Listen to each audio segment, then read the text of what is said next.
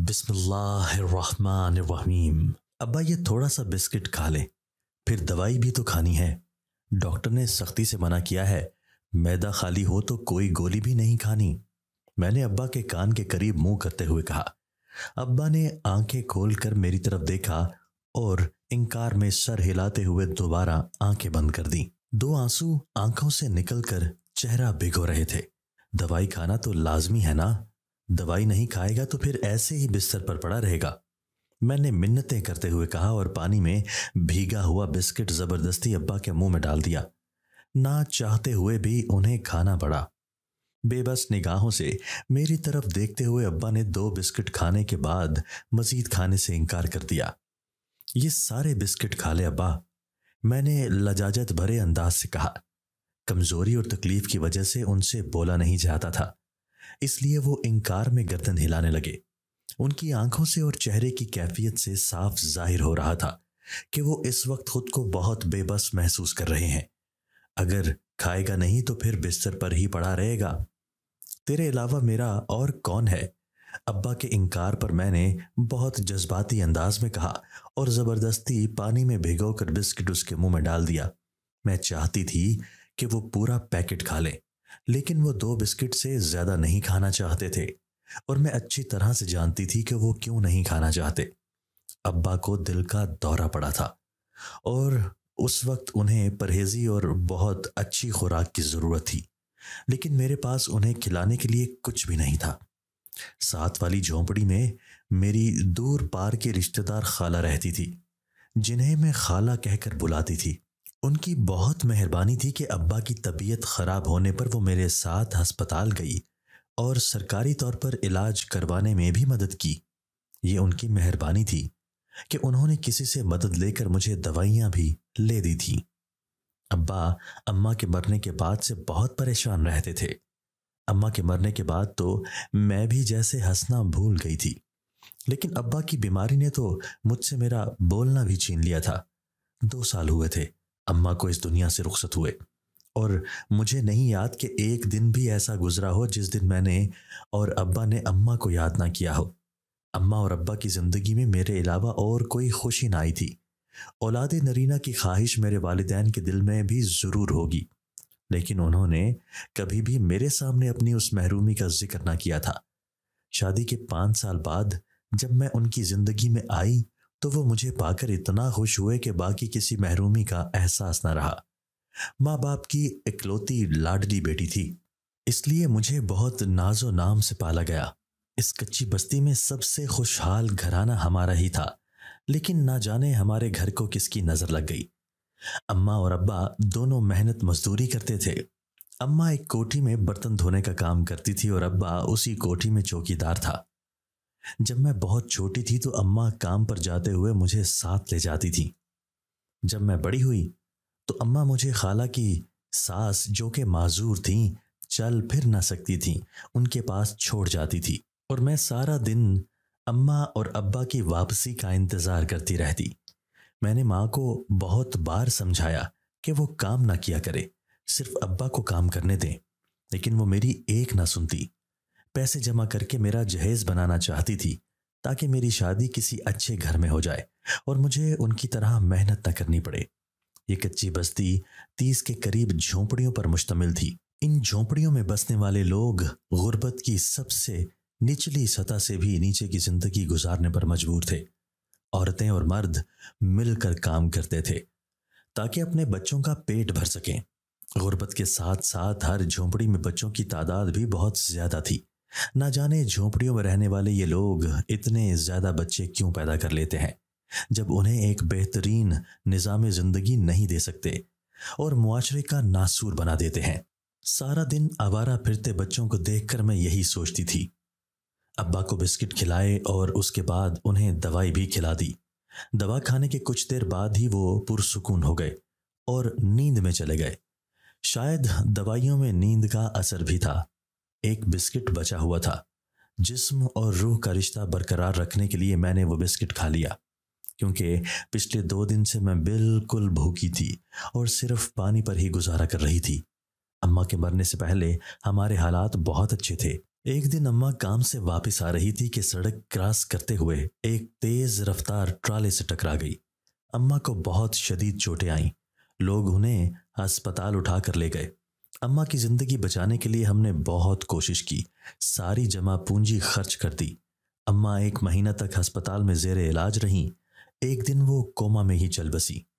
علاج اور دعائیں سب دھرے کے دھرے رہ گئے۔ کئی روز تک تو مجھے ہوش ہی نہیں آیا۔ مجھے یقین ہی نہیں آ رہا تھا کہ میری اماں مجھے چھوڑ کر جا سکتی ہیں، لیکن ایسا ہو چکا تھا۔ وہ اس دنیا سے ہمیشہ ہمیشہ کے لیے جا چکی تھی۔ آہستہ آہستہ میں زندگی کی طرف لوٹنے لگی۔ ماں کے مرنے کا دکھ ابا کو اندر ہی اندر کھائے جا رہا تھا۔ اب وہ پہلے جیسے صحت مند بھی نہ رہے تھے۔ ایک دن کام سے واپس آئے تو سینہ جکڑ کر بیٹھ گئے۔ محلے والوں کی مدد سے ہسپتال پہنچا دیا۔ ڈاکٹروں کے مطابق انہیں شدید قسم کا ہارٹ اٹیک ہوا تھا۔ اماں کے بعد اس دنیا میں ابا ہی صرف میرا سہارا تھے۔ میں وقت پر انہیں دوائیں کھلاتی تاکہ وہ جلد سے جلد صحت یاب ہو جائیں۔ ابا نے اماں کے علاج میں کوئی کسر نہ چھوڑی تھی۔ افسوس تو مجھے اس بات کا تھا کہ ابا کے علاج کے لیے ہمارے پاس ایک پھوٹی کوڑی بھی نہ تھی۔ محنت مزدوری کر کے میرے جہیز کے لیے جمع کی ہوئی رقم ابا نے اماں کے علاج پر خرچ کر دی تھی، اور اب خالی ہاتھ ہو کر بیٹھ گئے تھے۔ میں نے سوچا بھی نہ تھا کہ زندگی میں کبھی ایسے حالات بھی دیکھنا پڑیں گے۔ رات کے پچھلے پہر ابا کی تکلیف ایک بار پھر سے شدت اختیار کر گئی۔ میں نے جلدی سے خالہ کو بلا لیا۔ خالہ نے سب محلے والوں کو جگا دیا اور ابا کو ہسپتال پہنچانے کا بندوبست کیا جانے لگا۔ اس سے پہلے کہ ابا کو ہسپتال لے جایا جاتا، اپنے گھر میں ہی دم توڑ دیا۔ میرے لیے یہ خبر سننا آسان نہ تھا۔ میرا کمزور وجود خالہ کی باہوں میں جھول گیا۔ میں نے کبھی سوچا بھی نہ تھا کہ اماں ابا کے بغیر مجھے زندگی گزارنی پڑے گی۔ ابا کی ایک بہن تھی جو بیاہ کر حیدرآباد چلی گئی تھی۔ چند سال پہلے ان کا بھی انتقال ہو گیا تھا۔ مجھے اپنی کسی عزیز رشتہ دار کا بھی علم نہ تھا۔ یہ کچی بستی ہی ہم سب کا خاندان اور برادری تھا۔ ابا کی میت دیکھتے ہی میرے ہاتھ پاؤں ڈر جاتے اور میں بے جان ہو کر زمین پر گر جاتی۔ یہ صدمہ میرے لیے بہت بڑا تھا۔ کہا جاتا ہے کہ وقت سب سے بڑا مرہم ہوتا ہے۔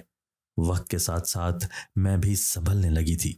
خالہ میرا بہت خیال رکھتی اور رات سونے کے لیے مجھے اپنی جھونپڑی میں لے جاتی تھی۔ ماں باپ کے غم کو بھلانے کے لیے خالہ مجھے روزانہ تاکید کرتی اور اپنی زندگی گزارنے کے لیے مجھے کوئی محنت کرنی چاہیے۔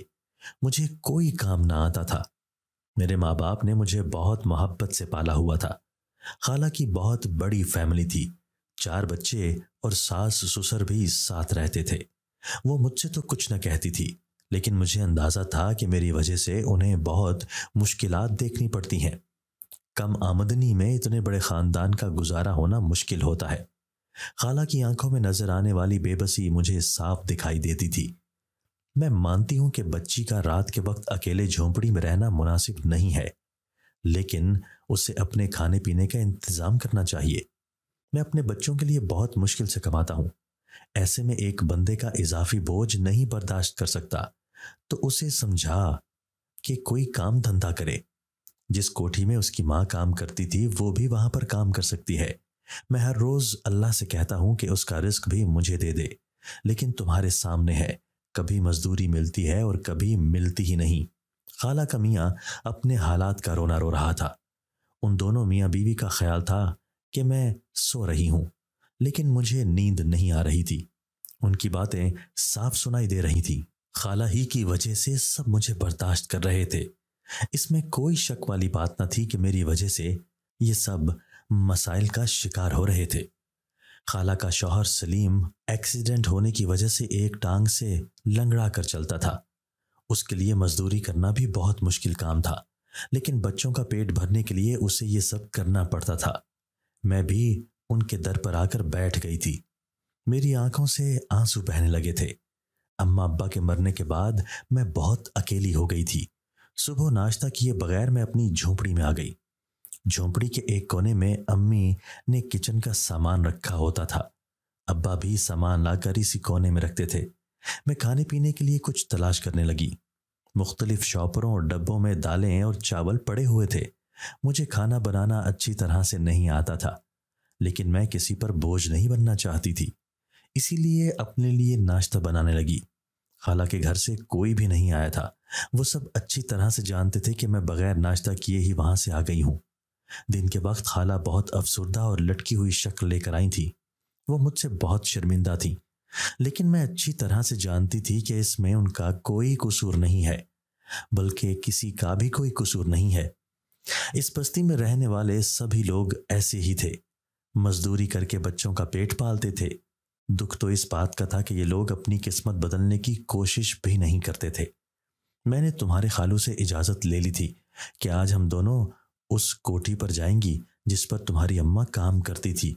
मुझे उम्मीद है कि वहां पर तुम्हें काम मिल जाएगा और फिर तुम्हारे खाने पीने का मसला भी हल हो जाएगा। खाला ने मुझसे कहा तो मैं उनके साथ जाने के लिए तैयार हो गई। उन रास्तों चलना मेरे लिए बहुत मुश्किल था जिस पर मैं अपनी माँ की उंगली पकड़कर चलती थी। बार बार मेरी आंखों से आंसू आ जाते, जिन्हें मैं अपने दुपट्टे से पोंछ लेती। कोठी की मालगन बेगम साहिबा बहुत प्यार से मिली और अम्मा का अफसोस भी किया। अम्मा के मरने के बाद उन्होंने नई मुलाजमा रख ली थी। अब उन्हें मजीद किसी काम करने वाली मासी की जरूरत न थी। वैसे भी उन्हें काम करने के लिए किसी उधेड़ उम्र औरत की जरूरत होती है जो काम करने की माहिर हो। मेरे जैसी जवान लड़की को अपने घर में काम पर नहीं रख सकती थी। उनके घर में मर्दों की तादाद ज्यादा थी। 4 बेटों और खाविन के साथ औरत सिर्फ एक ही थी। वहां से वापसी पर मैं बहुत मायूस थी। तुम्हें फिक्र करने की जरूरत नहीं, मैं सलीम से कहूंगी, वो तुम्हारे लिए कोई और काम ढूंढ लेगा। खाला ने मुझे तसल्ली देते हुए कहा। अब्बा का लाया हुआ राशन खत्म होने के करीब था। मुझे कुछ समझ नहीं आ रही थी कि मुझे क्या करना चाहिए। दिन के वक्त मैं अपनी झोंपड़ी में रहती थी, लेकिन शाम होते ही खाला की झोंपड़ी में आ जाती। हमारी झोंपड़ी उस बस्ती की सबसे आखिरी झोंपड़ी थी। झोंपड़ी के बाद थोड़ी सी कच्ची जमीन थी और उसके बाद जंगल शुरू हो जाता था। रात के वक्त जंगल से जानवरों की बोलने की आवाजें सुनाई देती रहती थी। रात के सन्नाटे में ये आवाजें बहुत खौफनाक मालूम होती थी। एक दिन खाला के अब्बा के मरने की खबर आई तो वो अपने बच्चों के साथ मैके चली गई। 2 दिन बाद बच्चे और सलीम वापस आ गए, जबकि खाला अपनी माँ के घर ही रुक गई। खाला की सास ही सबके लिए खाना बनाती थी। एक थैले में थोड़े से चावल बचे हुए थे, उसके अलावा सारा राशन खत्म हो चुका था। चावलों को उबालकर मैंने थोड़े से खा लिए और थोड़े से सुबह के लिए बचा दिए। खाला को अचानक ना जाना पड़ता तो अब तक वो मेरे लिए कोई काम ढूंढ चुकी होती। हस्बे मामूल सुबह सवेरे जागने के बाद मैं अपनी झोंपड़ी में आ गई और रात के बचे हुए चावल खा लिए। उसके बाद मेरे पास खाने के लिए कुछ भी न था। खाला भी घर पर मौजूद न थी। वो सब घर वालों से छुपकर मुझे कुछ ना कुछ खाने के लिए देती थी। मैं बहुत परेशान थी और कुछ समझ नहीं आ रहा था कि मैं क्या करूं। आसपास वाली झोंपड़ियों में रहने वाली औरतों से भी मैंने काम की बात की हुई थी। किसी घर में बर्तन या कपड़े धोने का काम मिल जाए तो वो मैं कर सकती हूँ, लेकिन अभी तक मुझे कोई काम न मिला था। दोपहर के वक्त मैंने दोबारा राशन वाली बाल्टी और थैले को देखा, शायद कुछ मिल ही जाए, लेकिन सब खाली पड़ा हुआ था। दिन से रात हो गई, लेकिन मैंने कुछ भी नहीं खाया था। खामोशी से दूसरी झोंपड़ी में आकर लेट गई। खाला के बच्चे भी सोने की तैयारी कर रहे थे। आंखें बंद किए न जाने कितनी देर लेटी रही, लेकिन नींद थी कि आ ही नहीं रही थी। शायद ऐसा भूख की वजह से हो रहा था। खाली पेट नींद आना भी तो बहुत मुश्किल होता है। रात के पिछले पहर नींद को मुझ पर रहम आ गया तो मैं सो गई। सुबह सवेरे अपनी झोंपड़ी में आ गई और हाथ पर हाथ रखकर बैठ गई। पकाने के लिए कुछ भी न था और भूख से बुरा हाल हो रहा था। झोंपड़ी में झाड़ू लगाने के बाद छोटे से सैन से भी झाड़ू लगाई। पानी के मटके में अभी पानी मौजूद था, इसलिए लड़कियों के बुलाने पर भी उनके साथ नहीं गई। भूख की वजह से 2 कदम चलना भी मुहाल था। दोपहर से शाम और शाम से रात हो गई। पानी पी पी कर मैं अपनी भूख मिटाने की कोशिश करती थी, लेकिन खाने की जगह तो पानी नहीं ले सकता। सारी रात चारपाई पर करवटें बदलते गुजर गई। भूख की वजह से पेट में दर्द होने लगा था। आज की रात तो नींद भी मेहरबान न थी। मेरी उतरी हुई सूरत देखकर खाला की सास परेशान हो गई। क्या बात है गुल, तेरा चेहरा क्यों उतरा हुआ है? तुझे बुखार तो नहीं हो रहा? तवे पे रोटी डालते हुए उन्होंने पूछा। नहीं, मैं ठीक हूँ, बुखार नहीं है, मैंने मुस्कुराने की कोशिश करते हुए जवाब दिया। वो अपने पोते पोतियों के लिए नाश्ता बना रही थी। सालन और रोटी की खुशबू मेरी भूख को बढ़ा रहे थे। तेज तेज कदम उठाते हुए अपनी झोंपड़ी में आ गई और पीछे मुड़कर भी न देखा। आज दूसरा दिन था, मैं बिल्कुल भूखी थी। पानी के सिवा कोई चीज मेरे हलक से नीचे ना उतरी थी। भूख की वजह से कमजोरी मेरी बहुत बढ़ गई थी। टांगों और हाथों में कपकपाहट वाज़े महसूस हो रही थी। सारा दिन अपनी झोंपड़ी में बेयारो मददगार पड़ी रही। मुझे वो गुजरा हुआ वक्त याद आ रहा था जब मैं इस झोंपड़ी में किसी शहजादी की तरह रहती थी। अम्मा और अब्बा मेरी हर ख्वाहिश पूरी करते थे। मुझे दुनिया की कोई फिक्र न थी, बल्कि मेरी दुनिया इसी झोंपड़ी से शुरू होकर इसी पर खत्म होती थी। बाकी दुनिया से मेरा कोई मतलब न था। भूख की वजह से पेट में अजीब सी बेचैनी और दर्द हो रहा था।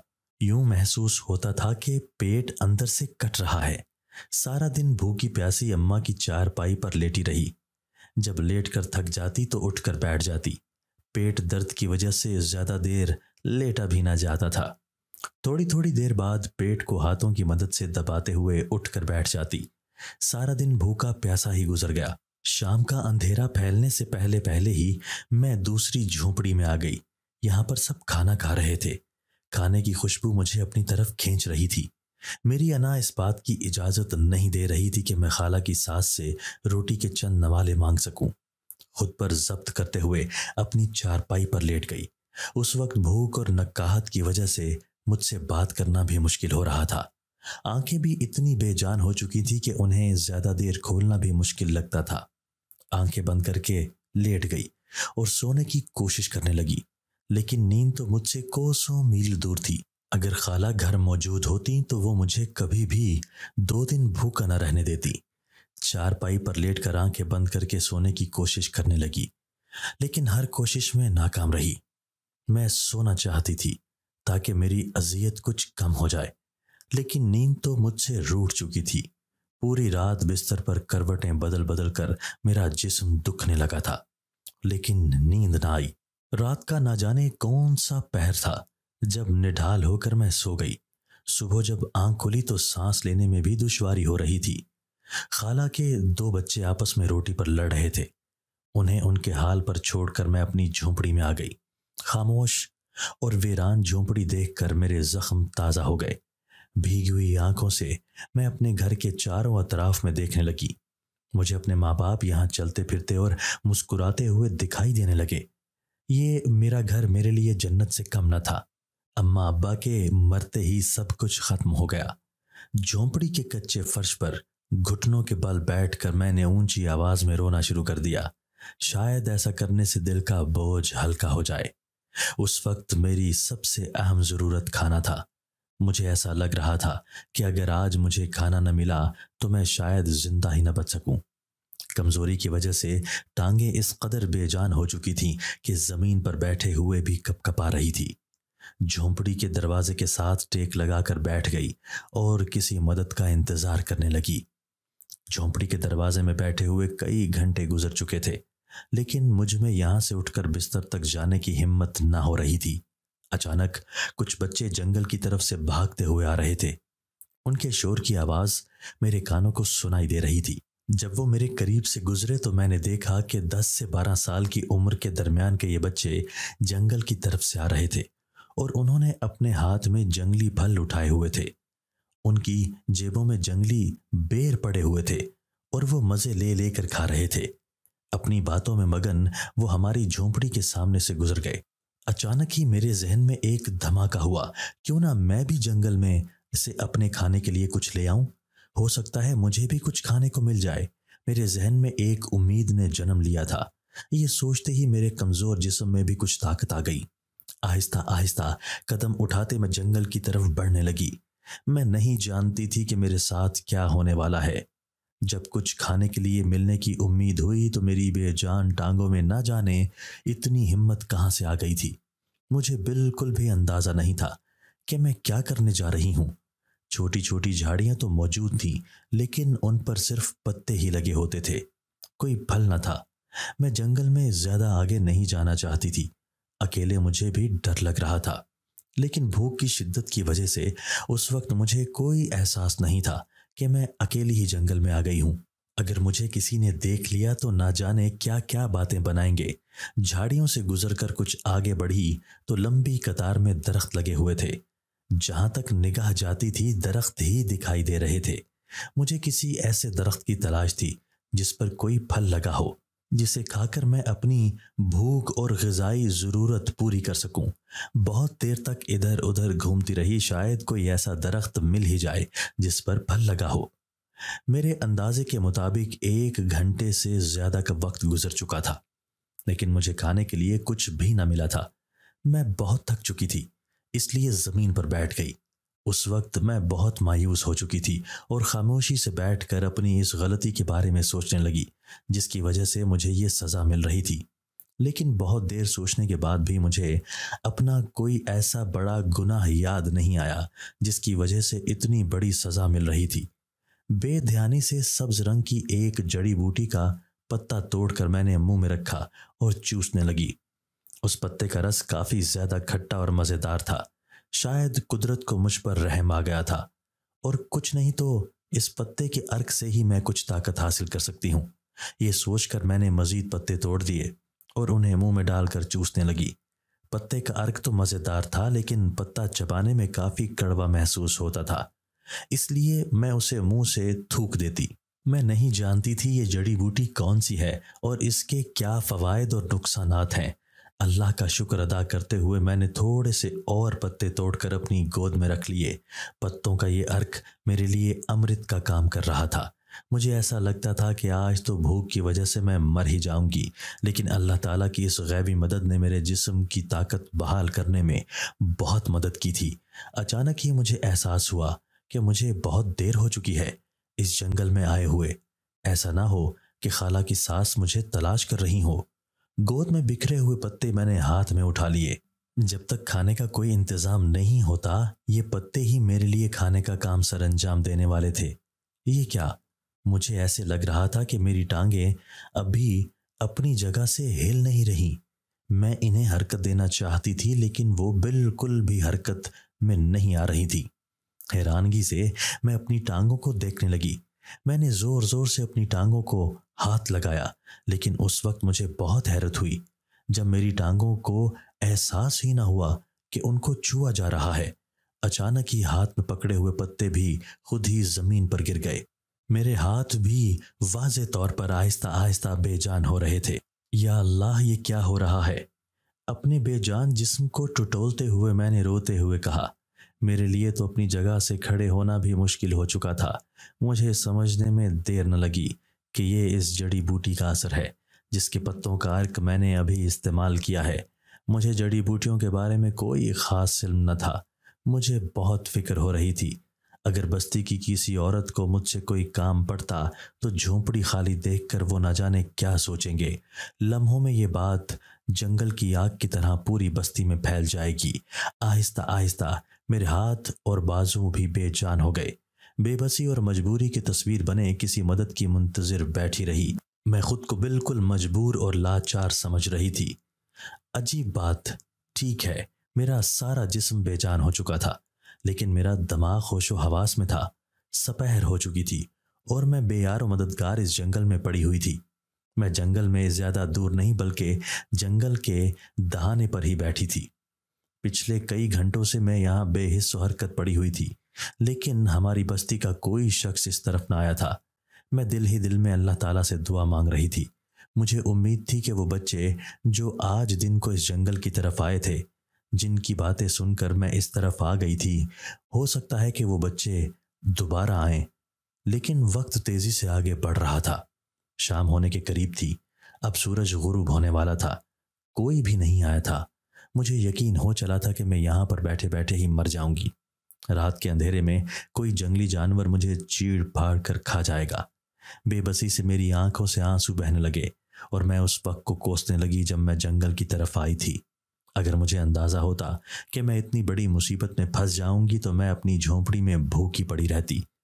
उस वक्त ये सब सोचने का कोई फायदा न था। अचानक ही मुझे यूं महसूस हुआ जैसे कोई जंगल के अंदर की तरफ से मेरी तरफ आ रहा है। شاید دن کے اجالے میں کچھ لوگ جنگل کے اندر گئے ہوں اور اب شام کے وقت واپس لوٹ رہے ہیں۔ شاید اللہ تعالیٰ کو مجھ پر رحم آ گیا ہے، اس لیے میری مدد کے لیے کسی کو بھیج ہی دیا ہے۔ قدموں اور باتوں کی آواز میرے قریب آ رہی تھی اور میں دل ہی دل میں اللہ کا شکر ادا کر رہی تھی۔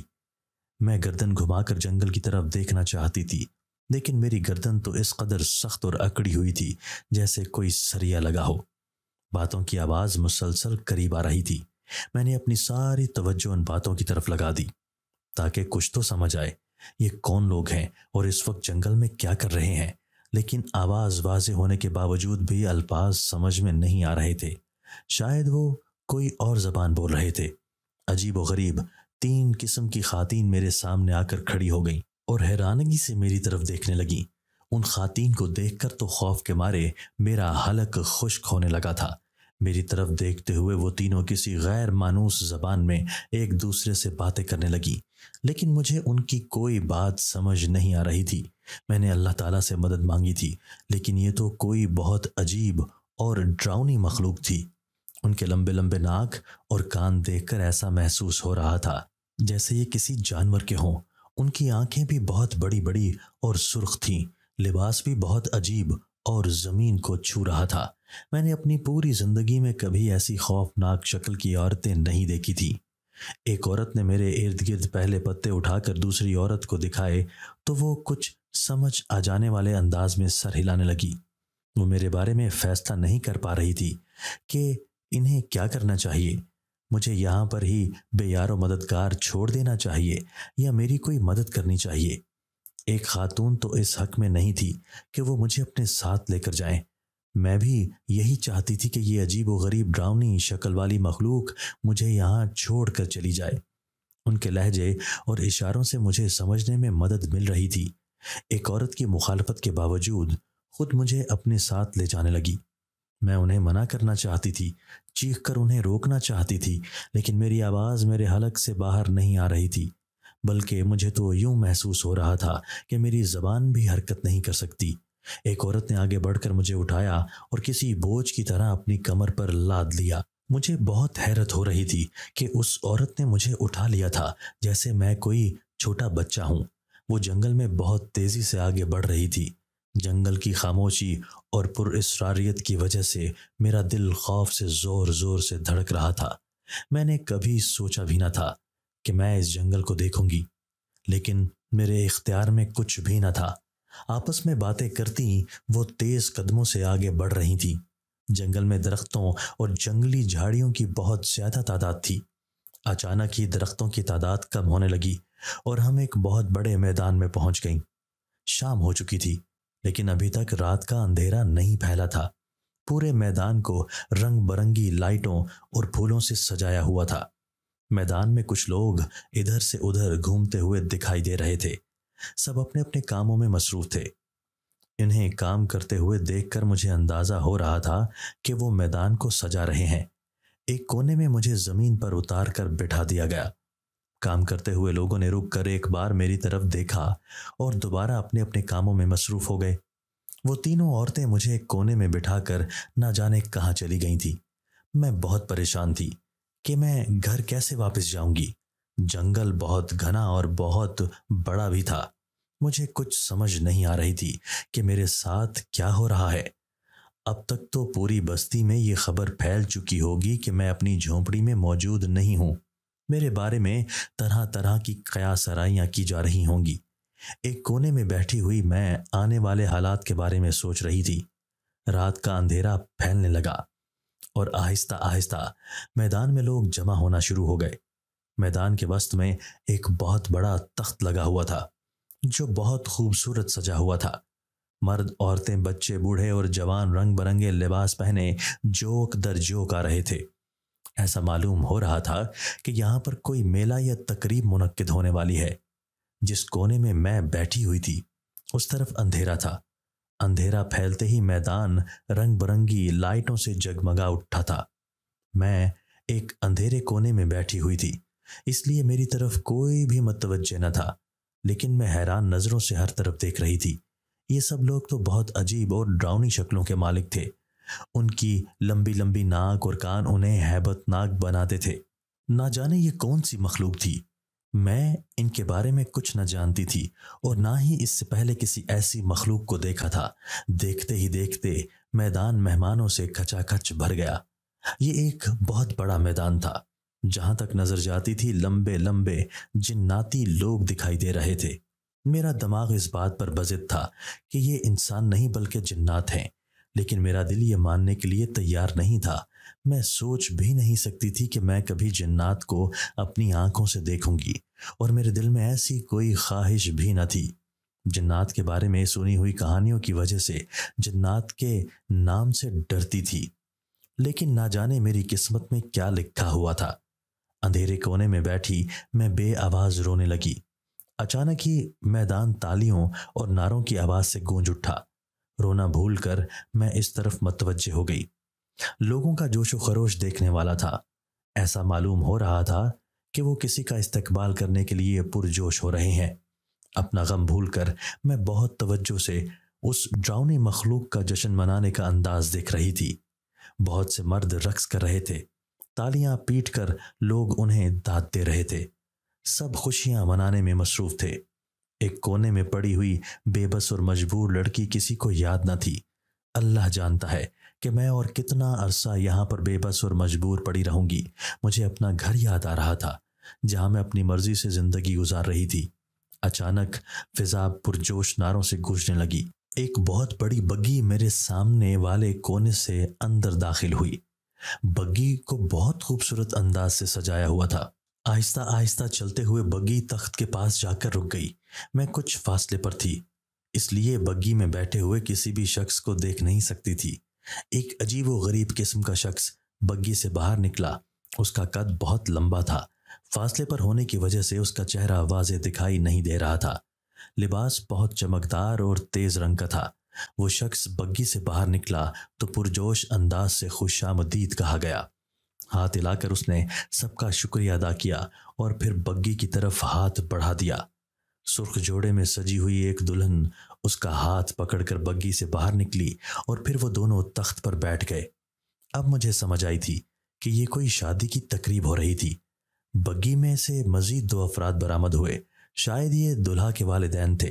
عورتوں کی طرح کے رنگین لباس مردوں نے بھی زیب تن کیے ہوئے تھے۔ تخت پر لگے ہوئے دوسرے صوفے پر وہ ادھیڑ عمر مرد اور عورت بیٹھ گئے۔ ہجوم ابھی تک پرجوش تھا۔ نعرے اور بھنگڑے ڈالے جا رہے تھے۔ کچھ دیر تک تو میں اپنی سب مصیبتیں بھول کر اس پروقار تقریب میں کھو گئی تھی۔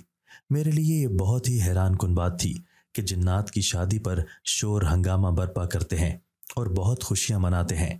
مجھے جنات کی زندگی کے بارے میں کوئی علم نہ تھا، اس لیے ہر لمحہ میرے لیے بہت حیران کن تھا۔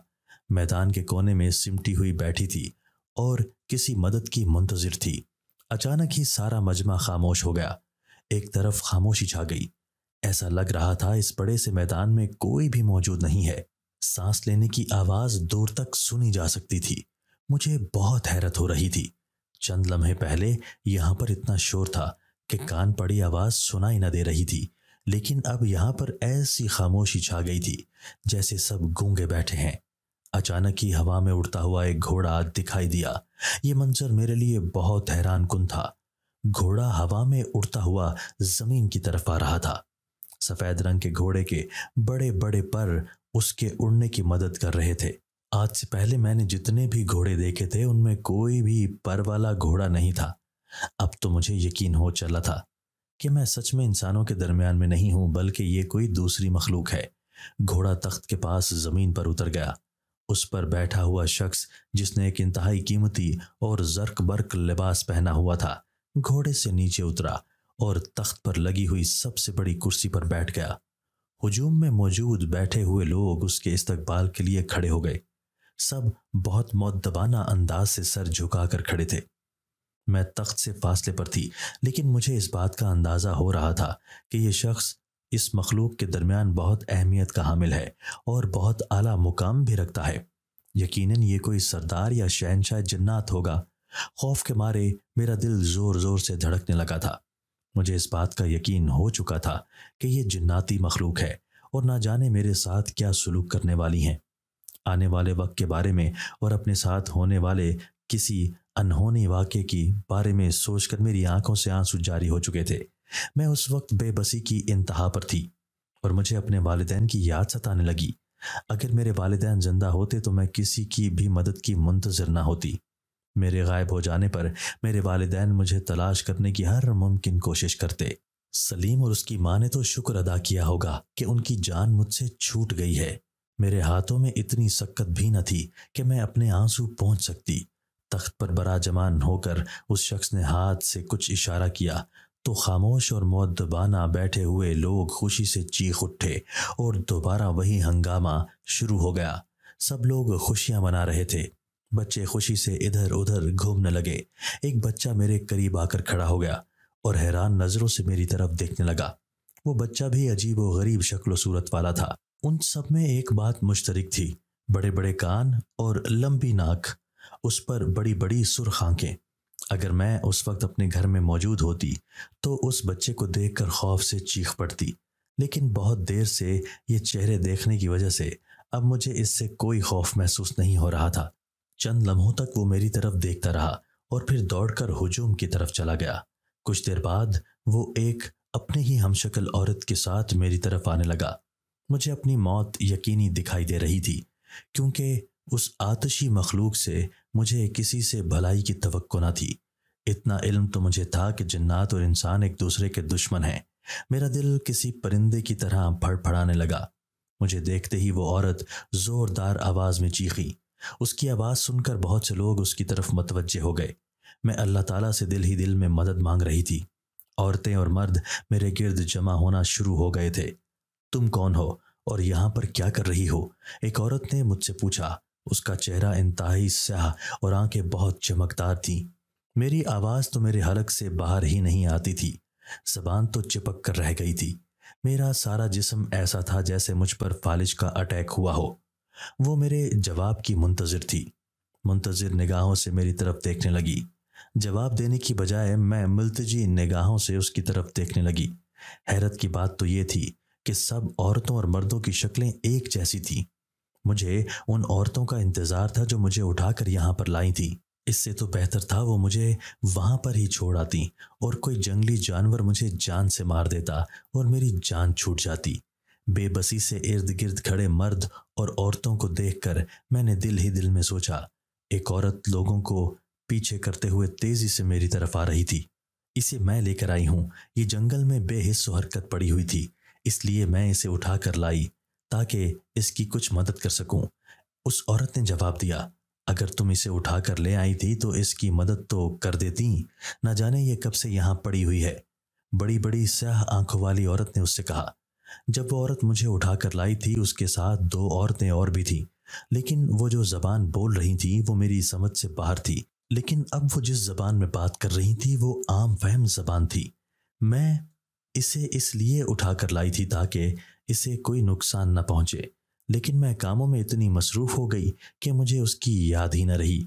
उसने शर्मिंदा होते हुए जवाब दिया, शहनशाह जिन्नात को इस बात की खबर मिल चुकी है कि यहाँ पर एक आदमजादी मौजूद है और वो उससे मिलना भी चाहते हैं, इसीलिए इसे लेकर तख्त पर आओ। स्याह आंखों वाली औरत ने हुक्म देने वाले अंदाज में कहा और वापस जाने के लिए पलट गई। वो औरत जो मुझे उठा रही थी उसने दोबारा मुझे अपनी कमर पर उठाया और तख्त की तरफ चल पड़ी। मेरा पूरा बदन कांप रहा था। मेरा बस नहीं चल रहा था मैं यहाँ से उड़कर कहीं दूर चली जाऊं। शहनशाह जिन्नात ना जाने मेरे लिए कौन सा हुक्म जारी करते। मुझे अपनी मौत बहुत करीब नजर आ रही थी। तख्त के दरमियान में नीचे ही उस औरत ने मुझे बिठा दिया। मुझे बहुत शर्मिंदगी महसूस हो रही थी। मैं सबके कदमों में बैठी हुई थी। ये आदमजादी कौन है और इसे कौन लेकर आया है? शहनशाह जिन्नात ने पूछा। मैं इसे लेकर आई हूँ। इसने एक जंगली बूटी खा ली थी जो इंसानों पर बहुत बुरा असर करती है। इस वजह से ये चलने फिरने से माजूर हो चुकी थी। रात का अंधेरा फैलने के बाद कुछ जंगली जानवर इसे मार देते, इसलिए इसे उठाकर यहाँ ले आई। वो औरत जल्दी से आगे बढ़ी जो मुझे उठाकर लाई थी। हकीम साहब से इसलिए कोई दवा ली है या नहीं, ऐसे ही इसे जमीन पर फेंका हुआ है? अब की बार शहनशाह जिन्नात ने डांटते हुए पूछा। मैं बहुत माजरत खा हूं और शर्मिंदा भी کیونکہ میں کاموں میں اس قدر مصروف ہو گئی کہ مجھے اس آدمزادی کا خیال ہی نہیں رہا۔ اس عورت نے نظریں نیچے کرتے ہوئے جواب دیا، تمہیں ایسی لاپرواہی نہیں کرنی چاہیے تھی۔ کیا تم نہیں جانتی کہ انسان دوسرے انسان پر تہمت کتنی جلدی لگاتا ہے؟ اور یہ بچی اپنے گھر سے غائب ہے۔ اب تک تو اس کے پورے محلے میں نہ جانے کیا کیا باتیں مشہور ہو چکی ہوں گی۔ تمہیں اس کے بارے میں کیا سوچنا چاہیے تھا کہ رات ہونے سے پہلے ہی اسے اس کے گھر پہنچا دیتی۔ شہنشاہ جنات نے غصے سے اس عورت سے کہا اور حکیم صاحب کو بلانے کا حکم بھی دیا۔ زمین پر بے حس و حرکت پڑے میں یہ سمجھنے سے قاصر تھی کہ یہ جنات ہیں یا کوئی اور مخلوق، کیونکہ میں نے تو سنا تھا جنات انسانوں کو نہ صرف قتل کر دیتے ہیں بلکہ زندہ کھا بھی جاتے ہیں، لیکن یہاں پر تو سب کچھ الٹا ہو رہا تھا۔ یہ جنات تو میرے لیے پریشان تھے۔ میں نے اپنے ماں باپ کے علاوہ کسی کو بھی اپنے لیے پریشان ہوتے نہیں دیکھا تھا، اس لیے مجھے بہت حیرت ہو رہی تھی۔ چند لمحوں بعد ہی حکیم صاحب آ گئے اور انہوں نے ایک انتہائی کڑوا سفوف میرے منہ میں ڈال دیا۔ اس کا ذائقہ اتنا کڑوا تھا کہ ایک لمحے کے لیے تو مجھے یوں محسوس ہوا کہ میری آنکھیں ابل کر باہر آ جائیں گی، کیونکہ وہ حلق سے نیچے جا ہی نہیں رہا تھا۔ میں اسے نگلنے کی کوشش کر رہی تھی تاکہ سانس تو بحال ہو سکے۔ جب حالت کچھ بہتر ہوئی تو حکیم صاحب نے مزید سفوف میرے حلق میں انڈیل دیا۔ اب کی بار مجھے شدید کھانسی آئی اور آنکھوں سے آنسو بہنے لگے۔ آہستہ آہستہ میں خود میں بہتری محسوس کرنے لگی اور تھوڑی دیر میں ہی میرا جسم حرکت کرنے لگا۔ ابھی تک جسم میں اکڑاہٹ بہت زیادہ تھی، لیکن میں خود کو حرکت دے رہی تھی۔ میرے لیے یہی خوشی کی بات تھی۔ میں نے کھڑے ہونے کی کوشش کی اور اس میں کامیاب ہو گئی۔ میری خوشی کی تو کوئی انتہا نہ رہی تھی۔ شہنشاہ جنات بہت غور سے میرے چہرے کی طرف دیکھ رہے تھے۔ مجھے خوش دیکھ کر وہ بھی مسکرانے لگے۔ کیا تم نہیں جانتی تھی کہ جو جڑی بوٹی تم کھا رہی ہو وہ تمہیں نقصان بھی دے سکتی ہے؟ حکیم صاحب نے مجھ سے سوال کیا۔ نہیں، مجھے علم نہیں تھا۔ اگر مجھے علم ہوتا تو میں کبھی بھی نہ کھاتی۔ میں نے شرمندہ ہوتے ہوئے جواب دیا۔ تم جنگل میں کیا کرنے آئی تھی؟ کیا تم جانتی نہیں ہو کہ جنگل خطرناک جنگل ہے؟ شہنشاہ جنات نے مجھ سے پوچھا۔ میں جانتی تھی کہ اس جنگل میں آنا خطرے سے خالی نہیں ہے، لیکن میں 3 دن سے بھوکی تھی اور کھانے کے لیے کچھ تلاش کرنے کے لیے آئی تھی۔ میں نے جواب دیا، کیا مطلب ہے کہ تم 3 دن سے بھوکی تھی؟ کیا تمہارا کوئی بھی نہیں ہے جو تمہارے لیے کھانے کا انتظام کرتا؟ شہنشاہ جنات نے حیران ہوتے ہوئے مجھ سے پوچھا۔ میں نے روتے ہوئے انہیں ساری صورتحال سے آگاہ کیا۔ تمہیں رونے کی ضرورت نہیں ہے، ہمت اور حوصلے کی ضرورت ہے۔ تمہیں ضرورت ہے کہ تم کوئی کام کرو تاکہ دوسروں پر بوجھ نہ بنو، بلکہ دوسروں کی بھی مدد کرو۔ شہنشاہ جنات نے مجھے سمجھاتے ہوئے کہا، میں اپنے لیے نوکری تلاش کر رہی ہوں۔ مجھے کوئی نوکری یا کوئی کام مل جائے تاکہ میں اپنا خرچہ اٹھا سکوں، لیکن مجھے کوئی کام نہیں ملا۔ میں نے روتے ہوئے جواب دیا، ہمت مت ہارو اور اپنی تلاش جاری رکھو۔ کیا تم نہیں جانتی کہ اللہ تعالیٰ نے رزق کا وعدہ کیا ہے اور ہر انسان کا رزق اللہ تعالیٰ نے لکھا ہوا ہوتا ہے؟ تمہیں اللہ پر بھروسہ کرنا چاہیے، وہی سب کا رازق ہے۔ اس بار شہنشاہ جنات نے محبت بھرے انداز سے کہا۔ ان کی باتوں سے مجھے بہت حوصلہ مل رہا تھا۔ اس لڑکی کو اس کے گھر پہنچاؤ اور اس کے گھر میں کھانے پینے کا انتظام بھی کرو۔ حکیم صاحب، آپ اس کے سربراہ بن جائیں۔ میرے کہنے کا مطلب ہے کہ اس کے کوئی رشتہ دار بن جائیں جو اس کے ساتھ رہنے والے لوگوں کو بتائیں کہ آپ اسے اپنے ساتھ لے کر گئے تھے تاکہ اس کے لیے راشن خرید سکیں۔ شہنشاہ جنات نے حکیم صاحب کو حکم دیا۔ میرے سامنے انواع و اقسام کے کھانے رکھے گئے تاکہ میں جی بھر کر کھا سکوں۔ میں نے جنات کی شادی میں بھی شرکت کی اور ان سے معذرت کی کہ میں ان کے لیے کوئی تحفہ نہیں لا سکی۔ حکیم صاحب میری امی کے دور پار کے رشتہ دار کی حیثیت سے میری بستی میں آئے۔ سب نے ان کا بھرپور طریقے سے استقبال کیا۔ اب میں ہر روز شہنشاہ جنات کے رات کے بتائے ہوئے طریقے کے مطابق رات سونے سے پہلے سورہ واقعہ کی تلاوت کرتی تھی۔ بہت جلد مجھے ایک گھر میں برتن دھونے کا کام مل گیا۔ مجھے اللہ کی ذات پر بھروسہ ہے کہ مستقبل میں بھی وہ میرے لیے کوئی بہتر فیصلہ کرے گا۔ مایوسیاں ہمیشہ گناہ کی طرف لے جاتی ہیں۔ ہمت اور حوصلہ کبھی نہیں ہارنا چاہیے۔ کامیابی کی سب سے لازمی شرط ہمت اور صبر سے کام لینا ہے۔ دوستو، اگر آپ کو آج کی ہماری یہ ویڈیو پسند آئی ہے تو اسے لائک کیجئے اور اسے اپنے پیاروں کے ساتھ شیئر ضرور کیجئے گا۔ اور ہاں، اگر آپ نے ابھی تک ہمارا چینل سبسکرائب نہیں کیا تو ہمارا چینل سبسکرائب کر دیجئے اور بیل آئیکن بھی پریس کر دیجئے تاکہ ہماری ہر نئی آنے والی ویڈیو آپ کو بر وقت مل سکے۔ اللہ حافظ۔